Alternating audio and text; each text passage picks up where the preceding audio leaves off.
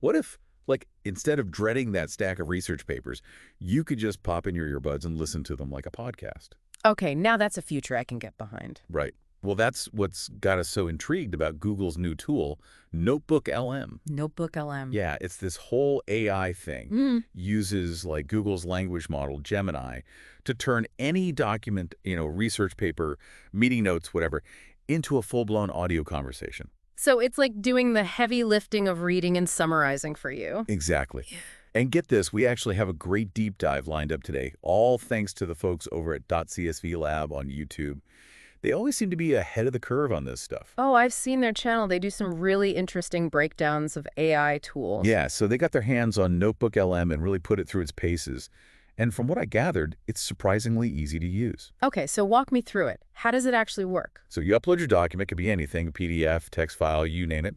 And NotebookLM, powered by Gemini, does the rest. And when you say does the rest, you mean it actually creates a podcast episode from the document? Well, not exactly a full-blown podcast. More like, think of it as a back-and-forth conversation between two people discussing the key points. Okay, now that's impressive. But how natural does it actually sound? Because, anyone who's ever dealt with those robotic customer service hotlines knows AI voices can be a bit, well... Yeah, a little rough around the edges. Tell me about it. Right. So what makes NotebookLM different? Okay, so that's where it gets really interesting. The .csv Lab people actually threw a pretty complex research paper at it about, get this, OpenAI's language models. Oh, wow. Talk about meta. An AI analyzing how another AI thinks. Exactly. And the crazy part is the AI was able to take these really complex concepts like chain of thought reasoning, jailbreak prompting, that kind of stuff, and actually break them down in a way that even someone like me, who's not a computer scientist, could understand. So it's like having a personal tutor explaining complicated concepts in a way that just clicks. Exactly. And it's not just about dumbing it down. It actually made connections between different parts of the research paper. Like, it wasn't just spitting out facts. It was creating a narrative, connecting the dots. Okay, so it's not just regurgitating the information, it's actually synthesizing it, finding the threads, and weaving them together. Exactly. And this is key because it shows that this AI is capable of more than just summarizing. It's actually trying to understand and explain the information. That's a game changer. It's like having an AI study buddy who can not only keep up, but actually enhance your understanding of the material. Right. And the thing is, .csv Lab didn't stop at research papers. They wanted to see what this AI could do with something a little different. Okay, so what else did they throw at it? A YouTube video transcript. Interesting. So we're moving from highly structured text to something a bit more, well, conversational. Exactly. And not just any video transcript. It was one of their own videos. It was about, and this is where it gets kind of wild, Cloud, which is Anthropic's AI model, and its, get this, connection to the Golden Gate Bridge. The Golden Gate Bridge. Okay, now I'm really curious. Right. So they feed this transcript into NotebookLM, and get this, the AI doesn't just spit back a verbatim audio version.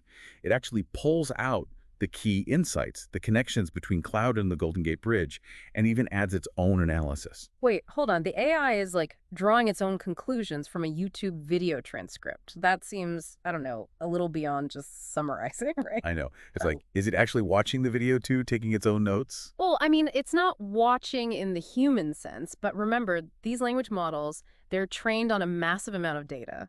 So it's possible that NotebookLM is making connections based on its own vast knowledge base. Okay, so it's like this AI has been eavesdropping on all of human knowledge, and now it's using that to jump into our conversations and be like, well, actually... Kind of, which, is both fascinating and a little unnerving, because if it's drawing on such a massive data set, what about bias? Could it end up amplifying existing biases, or even worse, spreading misinformation? That's the million-dollar question, right? And it's something the .csv Lab team was clearly thinking about, too. In fact, for their final experiment, they decided to get a little, shall we say, controversial. Oh, what did they do? They fed NotebookLM a transcript from a conspiracy theory podcast. Whoa, okay, so they went from 0 to 60 with that one. They really threw the AI in the deep end to see what would happen. Exactly.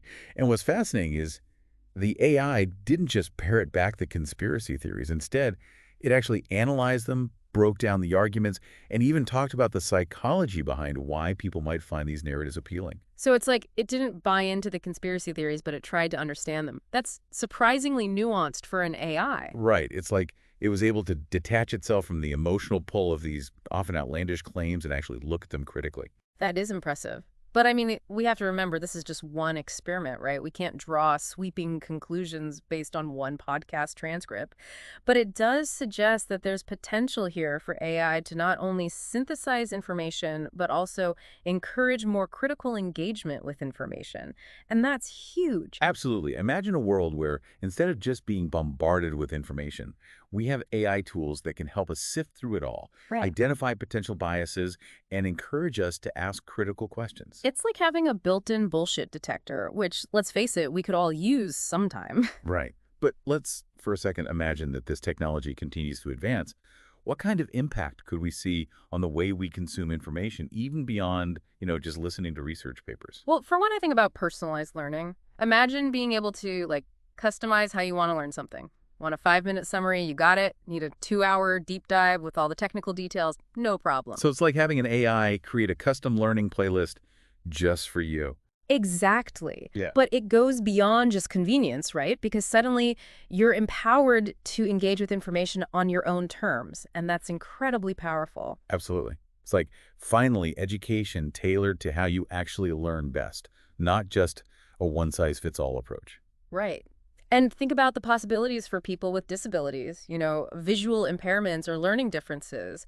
This kind of technology could make information accessible in a whole new way. Yeah, it's like this huge barrier just disappeared. Exactly. But, it's not all sunshine and roses. There are definitely things we need to be cautious about as this technology develops. Oh, absolutely. Like what are some of the potential downsides? Well, I think one of the biggest ones is over-reliance. Just because something is presented in this, like, super convincing AI voice doesn't make it automatically true, right? Right, it's still coming from data, and data can be biased, incomplete, all that. Exactly. And, there's also the whole question of, like, authorship and intellectual property. If an AI helps you create something, who actually owns it?